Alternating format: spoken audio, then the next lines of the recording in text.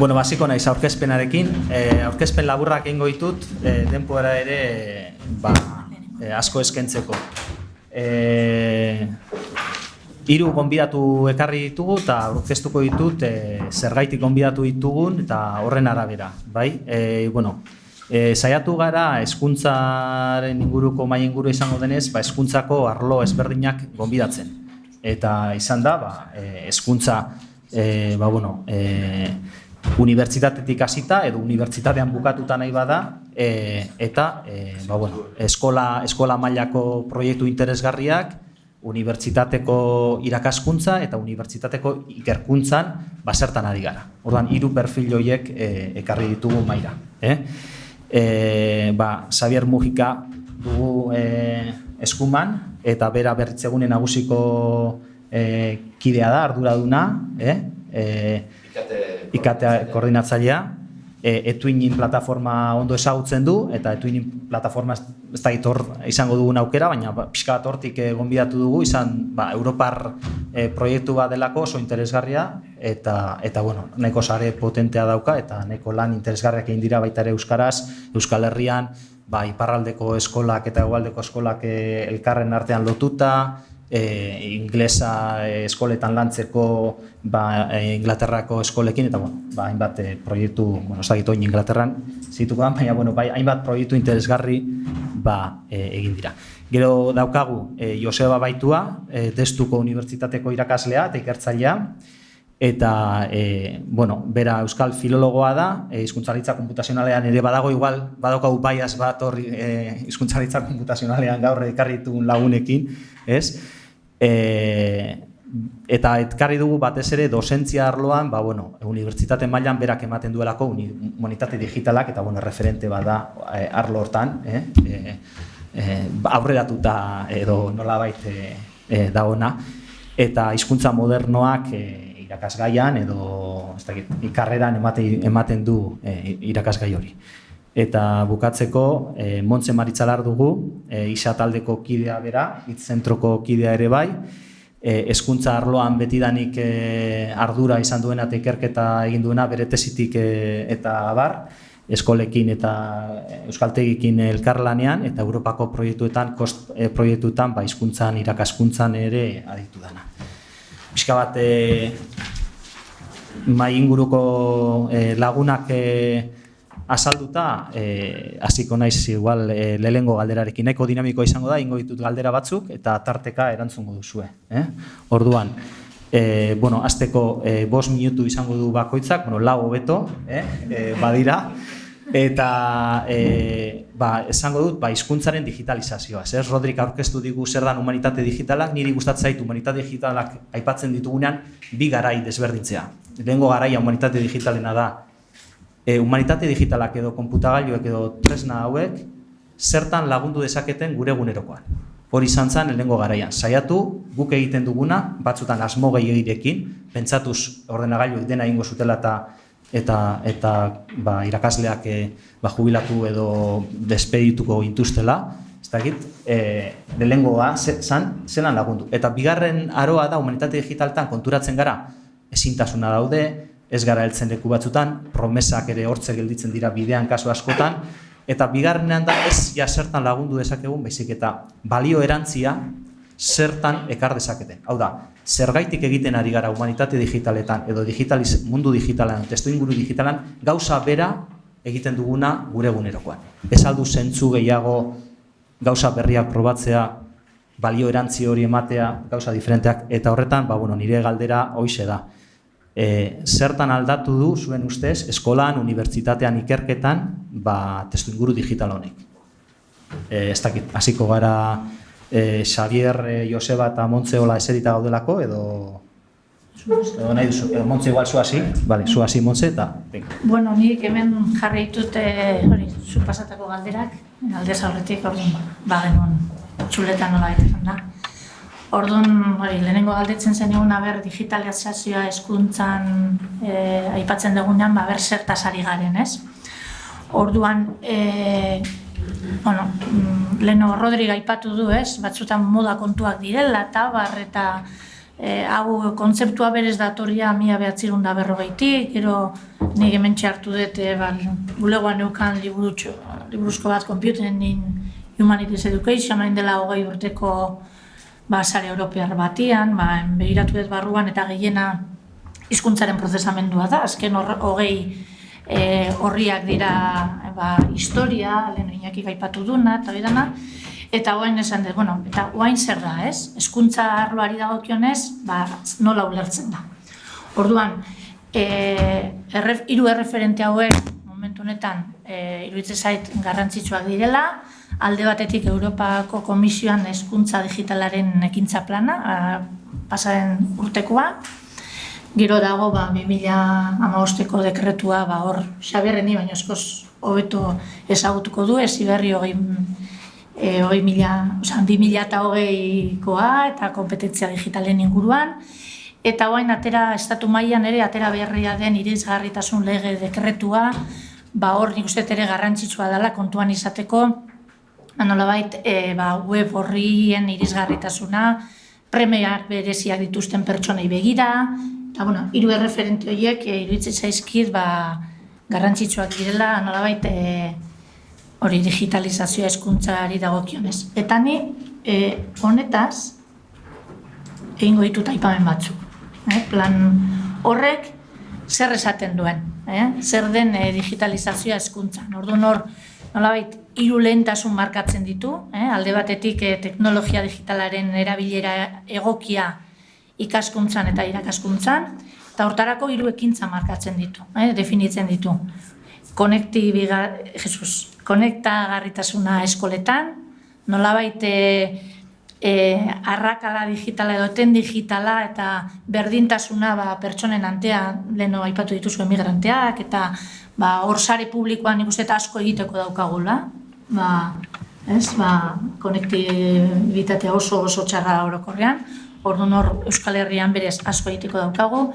Bigarren ekintza planteatzen dutena da erramienta bat, nolabait, eskolen eta autorreflexiorako, jakiteko, nolabait, pentsatzeko nola ari dan digitalizazioa hezkuntzan uztartzen, bakoitza bere tokian. Hirugarren ekintza planteatzen dutena da zertifikatu digitalak. Hemen Euskal Herrian ikasgune badaukagu, hementxe garri dut ganien, bendakan nire bi semeak hortxe, ikasgunen, untzait, jarri doete.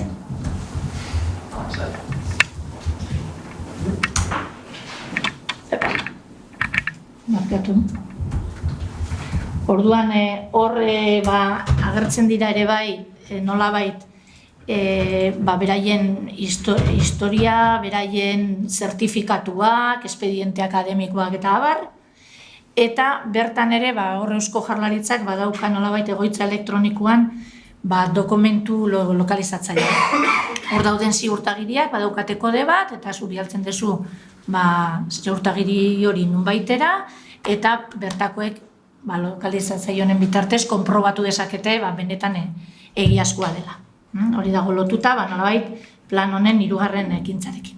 Bigarren lehentasuna da konpetentzia digitalei dagokionez, hor markatzen dituzten ekintzak dira goi mailako hezkuntzako arloan, nolabait bai irakasleek, bai ikasleek, bai administrazioko langileek formatzea hortan. Gero bigarren aipatzen dutena da konpetentzia digitalak eta zientzia irikia. Hor da alde batetik datuen tratamendua, baina lege kontuak ere bai hor daude. Gero programazioa eskoletan ikastea, ziberseguritatea, oidana, eta hirugarren lehentasuna da teknologia digitalaren erabilera azterketa egitea, nolabait hezkuntza esparruan datu estadistikoak, eta nolabait egiteko ikusteko hezkuntza esparruan nola doan implementazioa, eta etorkizunari begira ere ikusteko base estrategia identifikatu behar dire. Eta hau da, nik nola definituko nuken, hola sarrera moduan, zer den hezkuntzan digitalizazioa. Xabier emango diogu hitza, pixka bat aria jarraitzeko. Bai, gero nahi bezue galdetu, itxein dezakegu ez, aipatu ditun zenbait ezi berri edo beste. Nik egin bat, ez dakit, azpimarratuko nituzke azken 10 urte hauetan, beti ere 6-16 urte bitarteko etapa hortan, oinarrizko hezkuntzan. Izan deula holako zoroaldi bat, ez? Eskola 2.0-tik hasi zenetik ondela 10 urte, justu. Izan da desembarko teknologiko ikaragarria, ez? Batez ere geletan, 5. mailatik aurrea. Hori gaurko gunean, gela guztietan ikusiko duzue gailu digitala, trasteak, armairuak, eta bestea, ez? Wi-Fi-erena, gaurko egunean nahiko ondo dago, baina teknologia momentuetan aurretik dijoa eta eraldaketa nolabait metodologiko eta beti bolo-bolo biltzen den lelo hori, ez? Teknologia, metodologia aldatzeko, ez? Hortxe dago, ataskauta oraindik, ez? Digitalizatu diren prozesua, batez ere irakas prozesuak geletan, edo saiatu geha behintzat, kudeak eta administrazio prozesuak ere desente digitalizatu dira. Pentsatzen genuen errestuko ligukela bizitza, baina gero hor gaude aplikazioetan sartuta gora, bera, daea, ordutegiak, ez dakit zer eromen hortan. Eta gero, komunikazio prozesuak ere digitalizatu dira.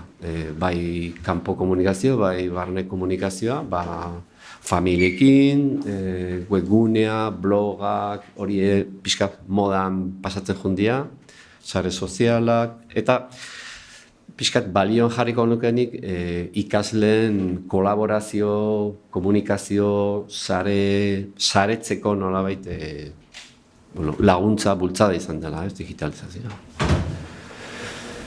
Ez dakit gehiago merezidun edo oaingoz... Minutu erdi dalbazu. Bai. Ziberri kontua, kompetentzia digitala beti Europatik etorritako edo nolabait bideratutako gomendioa dira, baina azken batean badakigu hori gero hizkuntzan portfolio bezala, gero nolabait horri ere kasu egiten inbertzaio edo, ez? Kompetentzia digitala orduan, Europatik datorren Discom edo marko horri heldu genion, batez ere ikasleek hiritar digital aktibo, kritiko eta izateko, baina aurkitu behan pixkat erronka izan da, irakaslegoa trebatzea hortan kompetentzia digitaletan. Hau gaina oso azkar dijoa, moda kontuak edo eskontuak, aplikazio bat orain erabiltzen duzu eduki digitalak egiteko eta hemendik 2 urte dela desagertu da. Eta hor zurrunbile hortan ere bizidia zenbat irakasle, eta erronka pixkat hortan datza, ez? Nola gaitu irakasleak ez bakarrik alfabetizatzen, baizik eta metodologia berriak, heziberrik planteatzen ditun kompetentzian oinarritutako hezkuntzarako metodologia horiek nola eraman aurrea, ez? Ikasleak protagonista, sortzaile, kritiko, ekintzaile bihurtzeko, ez? Eta hori da pixka panorama. Eta Joseba, zure ustez zertan aldatu du? Ni irudi bat ekarri dut. Ikusi zer, nola?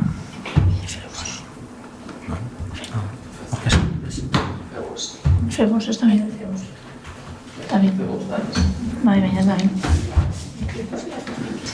Ikusi biltzen, bale. Oso. Orain galduko da, hor neukan. Ondo dago, primera. Ni irudimen hau ekarri dut erakusteko nola ikusten dudanik gaur egun dugun egoera eskolan. Oso ikasle gazteak dira hemen agertzen direnak, baina unibertsitatean problema berdina daukagu, ez? irakaslea dago, irakasle gida edo ikasgai gida, ariketak eta dana, baina arerio moduan edo lehia egiten gurekin mutilonek eskuan duen apareilua.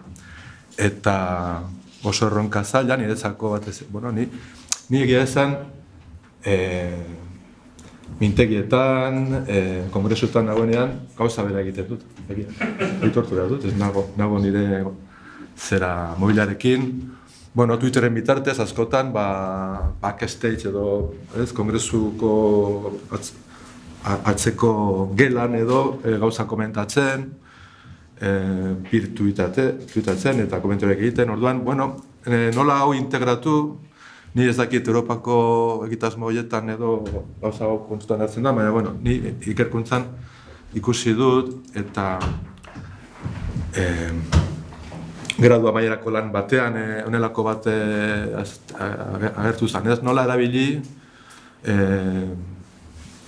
esku telefonoak hezkuntza inguruetan, ez? Hor dago, uste erronka handia, eta artikulu pilo bat ateratzen dira gai honetan. Ni adibide batzuk ikusi ditut ere, eta noizean ben zehatzen gara, ez? Gauza hauek eskolan jartzen, baina dena den nire kasuan, esaterako, daukagu ikasgela ordenagailuekin, orduan ez da beharrezkoa eta nik ez dut ariketa hauek egiten. Baina hor, uste nahi dela erronka handia etorkizunerako, ni oso ondo moldatzen ez naizen giro bat, ez? Zer gertatzen nahi da teknologiarekin, azken urte hauetan lerroburu hau atera da zenbait egunkarietan, ez?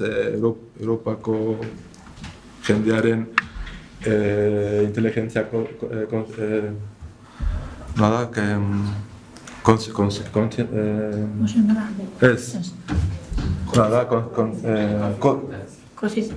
koefiziente, hori. Adimen koefizientzia bera doala, ez? Eta ikerlari batzuk esaten dute hori teknologiari leporatu da. Ez dakit horrela den eta tendentzia bat den, baina ez dakit lotuta dagoen lehenago ikusi dugun zerarekin. Nik zenbait ikerketa ere ikusi dut oso ona dela ikasteko eta ideiak aurreratzeko poligrafo batekin egiten dugun ariketa hori, ez? Oso positiboa dela eta hori galtzen ari da neurri handi batean, ez? Mobilak erabili eta gero.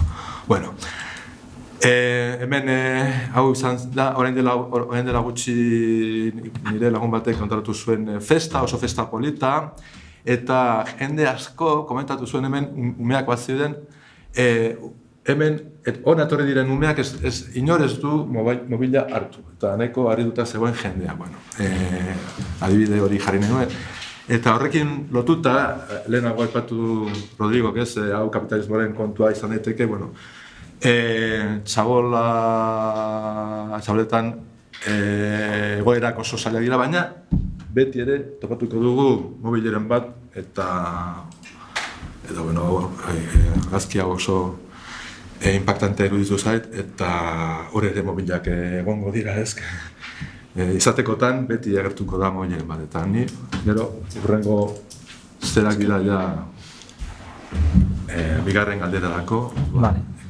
Orduan, bigarren pixka bat bakoitzak bere nola ikusten duen hezkuntzan digitalizazioa aipatu du, erronkak, arriskuak, beti ari gara kontu horiek kontatzen, nola ahaldundu ikaslea alde batetik, baina gero horrek ere badaukala bere ez dakit kaltea edo arriskua edo ondorioa. Eta orduan, bigarren galdera, ze balio erantzi izan lezakeen digitalizazioak. Pixka bat arrisku horiek kontuan hartuta, komentatu minutu batean teknologiak hezkuntzari ekar bilezaioken balio erantzia. Hor 2 minutu jarri izkiz gozo, ez? Alde batetik, liburutegi digitalekin eta, egin daitezken bilaketa, gure garaian juten ginen liburutegira eta danok, dakigun abaria da horrek dauzkan abantailak ezin direnak egin beste modu batean. Datuetan oinarritutako ikaskuntza da nolabait estrategia berri bat, oso lotuta Rodrik azaldutakoarekin, azken finean adibide bat jartzeko, eman dezagun ikasgelan gaudela, pertsona bat ari dela gaztelera ikasten, eta determinatzaileak ikasi nahi ditu, bai?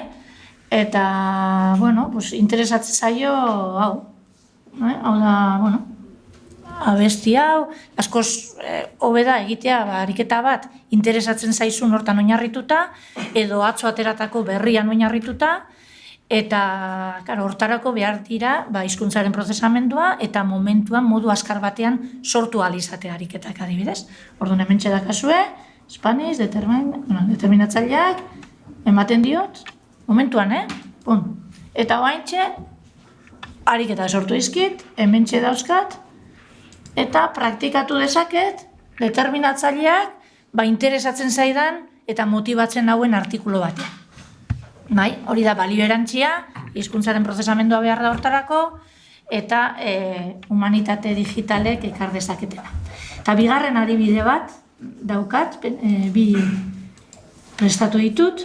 Hau da Aitzol Astigarragak asteburu hontan argitaratutakoa, ez dakit ikusi duzuen hau, artikulu hau, oso interesgarria, eta hementxe prestatu dut, adibidetxo bat, eman dezagun ondarrun bizi gehala, eta ondarruko ondarea, adibidea da berak artikuloa jartzen duna, ez da nik asmatutakoa. Eta bertako ondare historikoa eta landu nahi dugula, eta Wikipedian, Wikidata izango litzateke Wikipediako datu base bat, non dauden argazkiak, mila baliabide, eta hementxe atera konsulta honekin, atera zait, hau da nolabait programa hau ez da jakin behar, hemen daukazu nolabait interfazea, bilaketa egiten dezu, eta ateratzen zaizu ondarruan dagoen ondarea. Eman dezagun ondarruko ikasgela batean zaudela, eta, esaten dezu, guazen ikustera mapa, eta hementxe daukat, zuzenean mapa, eta hor atera diren guztiak, hemen ematen diot, eta ondarako kafean txokia. Hortxe daukat. Argazkiak ikusi nahi nituen, baina ikus daitezke argazkiak hor, uste igual honek ez dauka, argazkiak ikus daitezke, dana. Ekil besteren bat, hementxe, horrek ez zeukan argazkia. Honek bai. Eman dezagun jarduera bezala, ikaskuntz jarduera bezala, jartzen diogula ikaslei.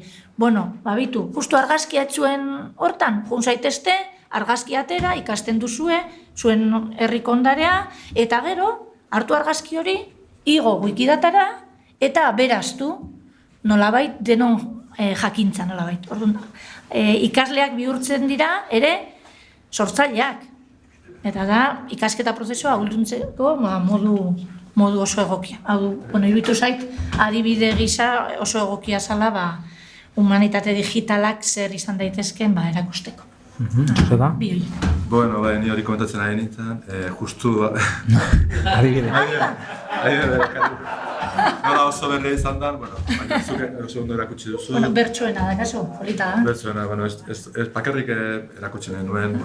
Hemen ze daukagu, Wikidata daukagu, ez? Eta Wikidata niretzako oso proiektu polita da.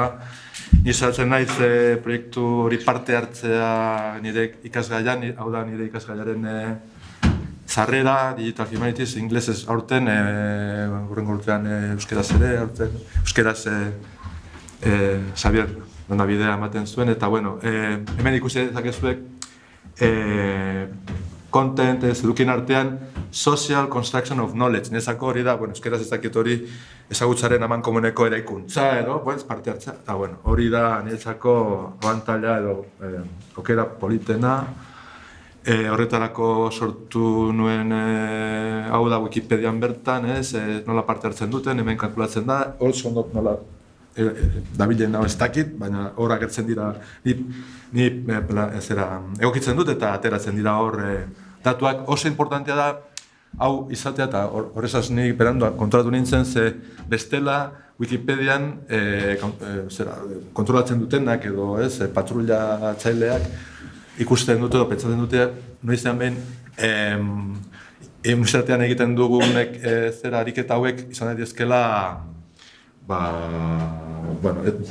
sabotaia, horretarako hemen gauzak aldez aurretik esan eta gero, ja badago beste kokatze bat edo, ulermen bat. Eta,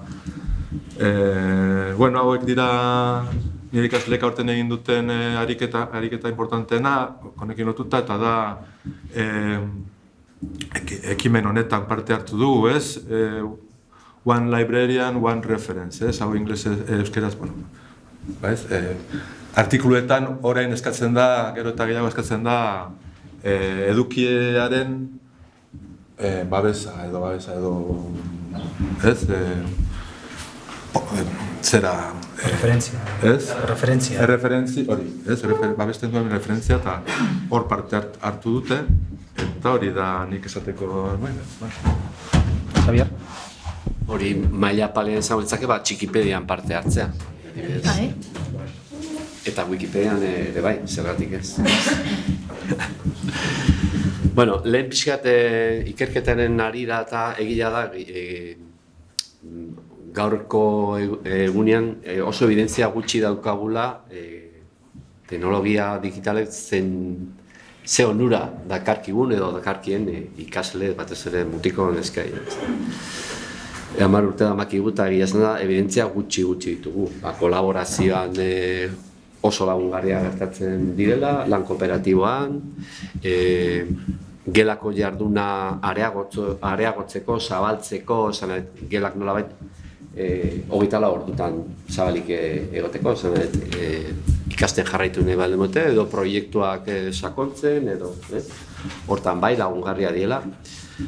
Baina, kezkare bat dugu. Eta atzo hain justu Ramon Llull Unibertsitateak ateazun ikerketa bat, nun esaten duen, ordu bete baino gehiago erabilera 2-3 ordu oso kaltegarria dela, nerabentzat, eta 0 erabilerak ere bere kalteak ekartzen dituela. Orduan, bataz besteko ateratzen zuten ordu beteko erabilera nolabait funtzionala, erreala, ikasketetan. Horre, gure zalantza handia ditugu, badakizue batez ere DBH-en joera handia dagoela Chromebookak erosteko eta ikasle gila dana pantalla horrean egiteko.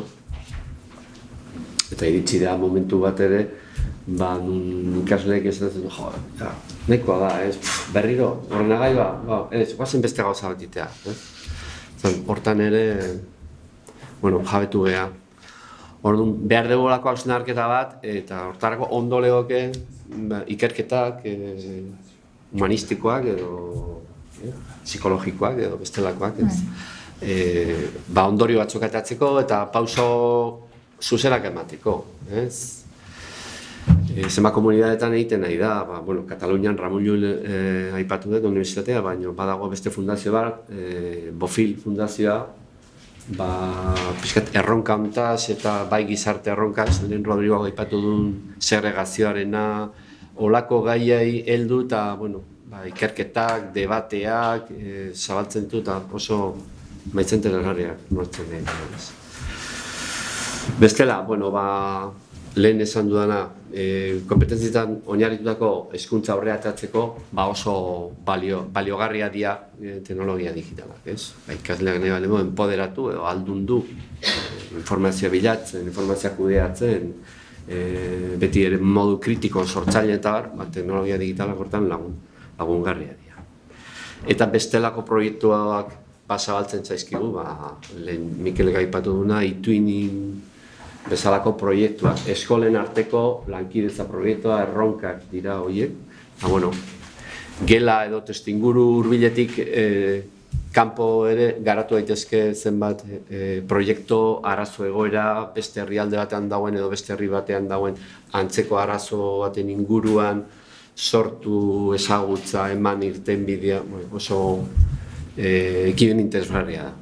Urrengoan bi galdera batean egingo ditut, denporara heltzeko, kafeari alik eta denpora gutxien kentzeko, eta, gaina galderaren bat aipatu da, orduan botako dut, ez baduzuen nahi, horri ez badiozu heldu nahi, ez heldu. Baina irakasleen rola eta metodoaz zerbait esateko baduzuen, eta gero proiektuak aipatu dituzue, amestu pixka bat, eta etorkizunean zuek zer nahiko zenuketen, zer proiektu nahiko zenuketen, aipatu. Osea, metodologia, rola, metodologiaz, eta etorkizunean zer espero duzue, baina nahi duzue. Bueno, irakasleen rolari dagokionez, sartu da. Ez, ongo da,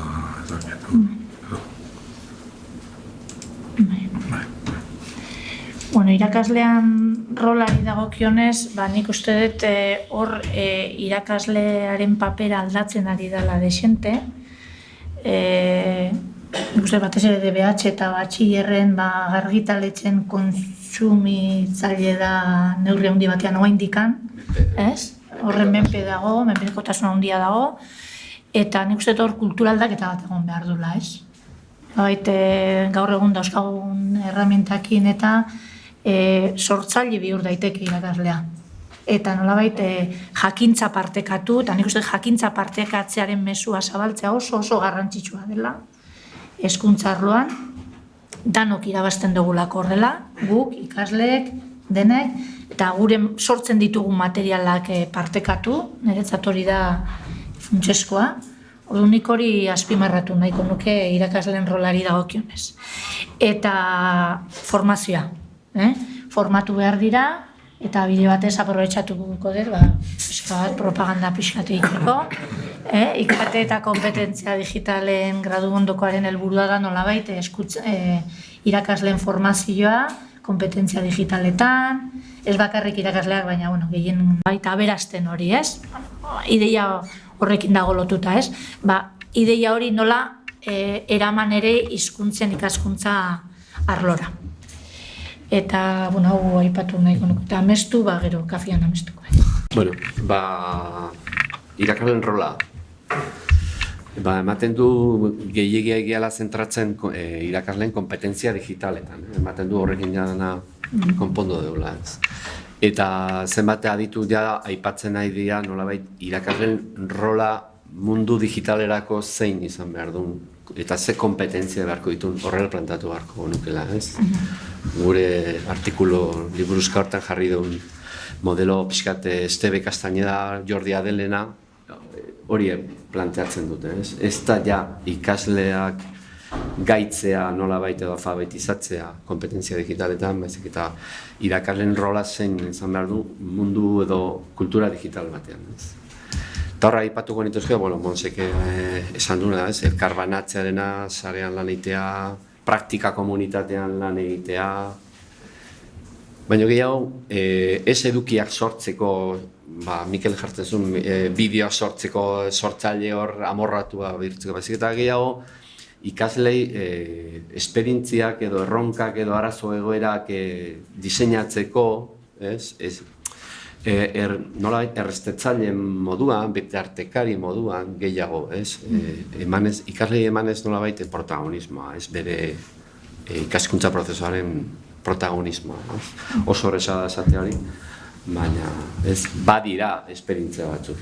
Bat, aipatu dugu, eskolen arteko proiektu horietan, nolabait plataformak ematen die ikaslei erraminta digital guztia, baina irakasleak nolabait diseinatu behar du goera, erronka, pixkat esperientzia hori. Eta gero segatik, pixkat bideojokuen mundua ere hor dago, pixkat virtualean ere, ez dut esan nahi diseinatu behar du nik, baina planteatzea idea ematea, rol jokuak, holako badia, baina beti gaude pixkat monopolio pribatuen menpe, Minecraft edo bestea zer ekartzen duen, pixkat idea beti gora, horretan ere zuek ekarpena egin dezakezuela, esperientzia virtualetan bai, ez? Eta, bueno, ja, amesten zita, ez? Bueno, gu egia espaldi, olako 10 sare handi baten antolatzen, euskerazko edukiak, euskerazko irakasleak eta nolabait biltzeko. Gure ametsa esango litzake, komunidade ezberdinak sortzea 10 hortan, irakasleen lana, jarduna, sormena, hori dana partekatzeko. Izan daiteke hildo estrategikoen arabera, eskidetzan lan egiten nahi dian irakasleen komunidadea, edo bizikidetzan, edo kulturarteko hezkuntzan, edo arloka, filosofia irakasleen komunidadea, edo gorputz hezkuntzako irakasleen komunidadea. Hori da gure aurki, pentsatzen dugu ikusiko dugula, baina hortan gabiltza. Bueno, ni lehenago erakutsi dizuet nire rola zertan datzan. Azken finean, ni irakasle bezala gela digital batean, ordenagailuz betetako gela batean, ni ia desagertzen naiz gelatik. Kasu gutxi egiten didate ikasleek, eta orduan egiten dut, ariketat prestatu eta motibatu eta gero ikasleen lana ebaluatu. Hori ikasleek ez dute oso ondo ikusten, baina oso lan handia da, eta honen atzean ni nago, baina hau da ni, ez, ikasgelan. Eta hemen ere, ez, hemen agertzen da nire zera, baina ikasleek ez dute hau ikusten dute, sartzen dira haien aurrekontuarekin, eta hau da duten lan egiteko ingurunea, ez, honekin lotuta, nola ez, Wikipedia bera. Orduan, honen atzean, kristondena da, hori da kontua, eta ez da beti erreza. Gainera, gauza hauek urtera aldatzen dira, eta niretzako hori da zailena, ez?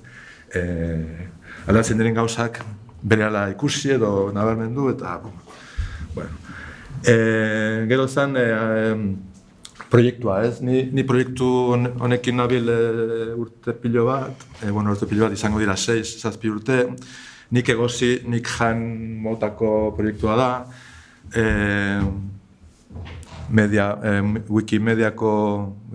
MediaWikiko plataforma, baina plugin semantiko batekin, eta orduan hor nik apunteak hartzen ditut, eta oso harin, erakutsiko dut hau, apunteak hartzen ditut, eta semantikoki anotatzen, hemen estatuak ikusten da artikulu bat, eta hemen agertzen dira, ez duzu ondo ikusiko, baina agertzen dira entitateak, ez? Zeintzuk diran klerik etiketarekin markatutakoak, zeintzuk diran monastri, toponimo, eta abar, ez? Eta oso tresna simplea da, Wikipediak ebalde ematen duena, eta, bueno, jostailu niretzako, eta ez, hau da, besterik gabe, konpartitu nahi nuen ez zuekin, eta honekin bukatzen du. Bueno, eta azken galdera beraientzat eta zuentzat denontzat, izango litzateke, ja ordua pasata dugu, baina labur, minutu bat, 5 minutu agindu nizuen, baina denon artean, baina uste duzue humanitate digitalen kontu hau nolabait erakundetu edo sustatu talderen bat sortu beharko litzatekela euskeraz eta euskara kontuan hartzeko Euskal Herriko arazoak edo erronkei heltzeko, hau zuentzat eta beste denontzat ere bada. Bai, zalantzaik gabe.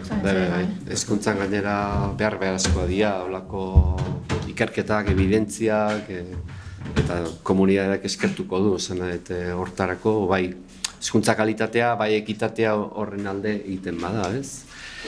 Lehen, kurioso da, baina ez duzu aipatu, Frantzin adibidez, aidia aztertzen, ea batxilergoan ere egitea komunidade digitalak, jartzea edo ez. Eta hori, olako proposamenak ere ondo leudeke, ez? Hezkuntzatik edo logo desiatzen, Baina, zeharo ados. Erdatzen da, bai pentsatu beharko litzatekela, ze hildo, azken finean, ez gara oso komunitate handia, inbertsioak dira dianak, eta orduan lehentasunak markatzean ikuste dut oso garrantzitsua dela. Orduan, holako ekimen bat izango litzateke oso importantean nire ustetan, batez ere finkatzeko denon artean estrategia zein izan behar duen gizarte honetan, euskal gizartean, ez? Eta zeri posible diogun heldu. Orduan... Ni, esateko dudan bakarra da, zeuronik UEU oso ingurumen, marko gona dela ez hau bideratzeko, nire ustez. Eta zuok, hor zaudetenok?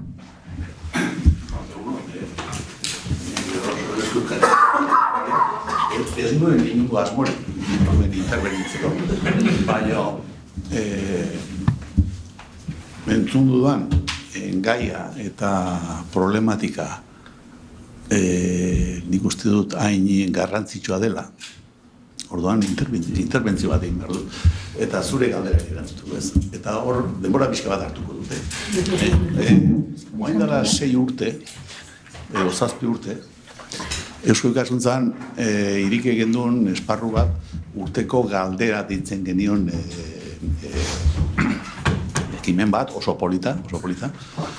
Eta lehenengo galdera izan zen, naiz ahaztuko, zer egiten ari da internet gure prozesu kognitiboetan. Eta nik gero izenak aldatu egin nuen kontzeptu nahiko esoterikoa zen, askorentzako, eta jarri nion, zer egiten ari da internet gure estilo intelektualean. Estilo intelektuala, ni baino asko zeugetu dakizute, da bakoitzak, gizakio bakoitza daukagu, mundua ulertzeko, informazioa lortzeko, ulertzeko eta horretik teorizazioak, kontzeptuak eta ikasketak egiteko. Eta orduan estilo diferentea daude, estilo intelektual diferenteak egon dira eta daude munduan, eta galdera apasionante hori zer egiten ari da internet. Munduan, instituzio asko ari zirela, gainat esparru diferentetan gai horren inguruan ikertzen. Eta naiz ahaztuko, Inglaterrak, neurozientzietan, Inglaterran emakume famosa bat ari zan ja tesi batzuek mahai gainean jartzen oso polemikoak, internet ja prozesu evoluzionarioan gure murmulla bera aldatzen ari zen. Hori epe luzeko gertakizuna dira biak, eta orduan evidentzia zientifikoak aldaketa ondarroen oso zaila da. Momentu, fase oso ez egonkor batean, eta orduan zuk esan duzuna evidentziak ateratzea oso zaila da. Baina, ja, orduan ere, nik gogoratzen ez nire artikuluan, esan nuen, Euskal Herrian ere, momentua da, gai horri garrantzia ematea, eta hasi beharko genduke, ikerketa lerro potente bat, ikusteko, perspektiba zientifiko batetik ze gertatzen ari da. Internet nola ari dan aldatzen gure bizitza esparru guztietan. Eta, hezkuntza sistema barrua da sensiblea da. Nire proposamenak ez zuen inungo paketorik izan, baina gero, azkeneko 3 urte hauetan, hori izan ditugun eztabaidetan, gaia azaldu da, adibidez bihar bertan etorri behar du Bilbora, beste teknologietaz ari naiz, Javier Etxeberrek esaten duen bezala. Gaurko munduan, tekno euskal herri bat eraiki beharrean gaude herri honetan. Eta euskeraren inguruan, ikerketa egin beharrean gaude, euskera hor egiteko. Beste eskaki proposamen bat etorri da hausnarketa horietan. Eta momentu honetan, Eusko Esantzan, ez dakit duda asko egin gaude, behar bada irekiko dugu eztabaida nazional bat, hezkuntzaren inguruan.